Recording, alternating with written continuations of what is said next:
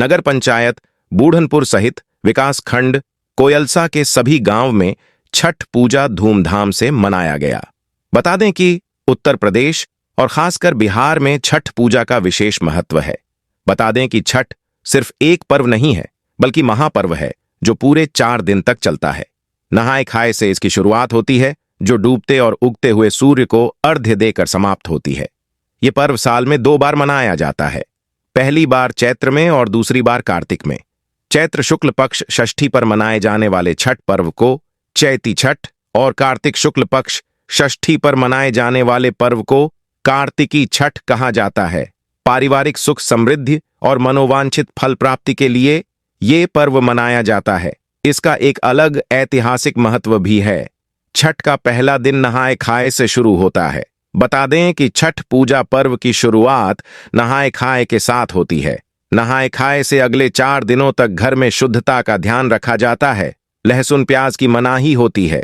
नहाए खाए में व्रती सहित परिवार के सभी सदस्य चावल के साथ कद्दू या लौकी की सब्जी, चने की दाल, मूली आदि ग्रहण करते हैं। दूसरा दिन खरना होता है। इस दिन गुड़ और खीर का प्रसाद बनाकर ग्रहण करते हैं। इस प्रसाद को ग्रहण करने के बाद व्रती महिलाएं 36 घंटे निर्जला उपवास पर चली जाती हैं। इस प्रसाद को बनाने में मिट्टी के चूल्हे और आम की लकदधी का प्रयोग किया जाता है। तीसरा दिन डूबते सूर्य को अर्घ्य दिया जाता है, जिसे संध्या अर्घ्य भी कहते हैं। छठ पूजा का तीसरा दिन बहुत खास होता है। इस दिन टोकरी में फल, ठेकुआ, चावल के लड्डू आदि अर्घ्य के सूप को सजाया जाता है। इसके बाद नदी या तालाब में कमर तक पानी में रहकर अर्घ्य दिया जाता है। चौथा दिन उगते सूर्य को अर्घ्य दिया जाएगा। ये अर्घ्य लगभग 36 घंटे बाद दिया जाता है। छठी मैया को समर्पित छठ पर्व पर व्रती सूर्य देव से अपनी संतान और परिवार के सुख शांति के लिए कामना करती हैं। सुबह वाले अर्घ्य के बाद पारण होता है। इसके साथ ही इस पर्व का समापन हो जाता है। यह कहना गलत नहीं होगा कि तन मन की शुद्धता लिए सूर्य उपासना का महापर्व छठ सबसे कठिन त्योहारों में से एक है। बताते चलें कि माता सीता ने भी की थी सूर्य देव की पूजा। छठ पूजा की परंपरा कैसे शुरू हुई, इस संदर्भ में कई कथाएं प्रचलित हैं। एक मान्यता के अनुसार जब राम सीता 14 साल के वनवास के बाद अयोध्या लौटे थे, तब रावण वध के पाप से मुक्त होने के लिए उन्होंने ऋषि मुनियों के आदेश पर राज सूर्य यज्ञ करने का फैसला लिया। पूजा के लिए उन्होंने मुग्दल ऋषि को आमंत्रित किया।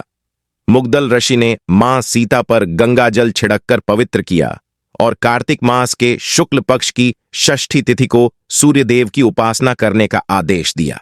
इससे सीता ने मुग्दल आशी के आश्रम में रहकर 6 दिनों तक सूर्यदेव भगवान की पूजा की थी। सप्तमी को सूर्योदय के समय फिर से अनुष्ठान कर सूर्यदेव से आशीर्वाद प्राप्त किया था। पौराणिक मान्यताओं के अनुसार महाभारत काल से हुई थी छठ पर्व की शुरुआत। हिंदू मान्यता के मुताबिक कथा प्रचलित है कि छठ पर्व की शुरुआत महाभारत काल से हुई थी। इस पर्व को सबसे पहले सूर्यपुत्र कर्ण ने सूर्य की पूजा करके शुरू किया था। कहा जाता है कि कर्ण भगवान सूर्य के परम भक्त थे और वो रोज घंटों तक पानी में खड़े होकर उन्हें अर्घ्य देते थे। सूर्य की कृपा से ही वह महान योद्धा बने। आज भी छठ में अर्घ्यदान की यही परंपरा प्रचलित है। इतना ही नहीं, महाभारत काल के समय द्रौपदी ने भी रखा था छठ व्रत। छठ पर्व के बारे में एक कथा और भी है। इस किंवदंती के मुताबिक जब पांडव सारा राजपाट जुए में हार गए, तब द्रौपदी ने छठ व्रत रखा था। इस व्रत से उनकी मनोकामना पूरी हुई थी और पांडवों को सब कुछ वापस मिल गया।